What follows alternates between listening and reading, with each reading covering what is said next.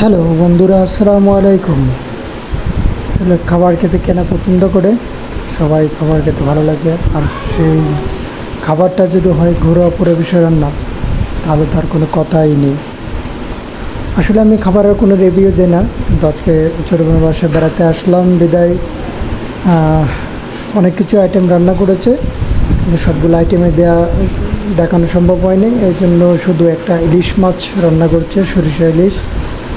সেই রান্নার ভিডিওটাই শুধু আপনাকে দেখাচ্ছি। আমি কী কী আইটেম দিচ্ছে না দিচ্ছি এগুলো কোনো কিছু বলতে পারবো না, বাট রান্নাটা আপনাদেরকে দেখাচ্ছি যে সরিষা ইলিশ কীভাবে রান্না করে।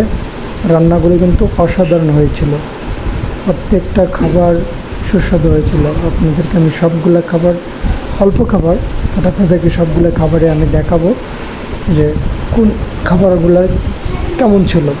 এটা যে পদ্মা থেকে সরাসরি আনা ইলিশগুলো। দেখেন, সর্বপ্রথম পোলাও করেছিল। ওটা হচ্ছে আপনার, এইটা যেটা দেখছেন এটা হচ্ছে কি খাসির মাংস, ঝাল ঝাল দিয়ে খাসির মাংস, পরে ইলিশ মাছ, তারপর হচ্ছে কলিজা কালো ভুনা, আর এটা হচ্ছে ইলিশ মাছের ডিম দিয়ে তৈরি করা সেই সুস্বাদু একটা খাবার।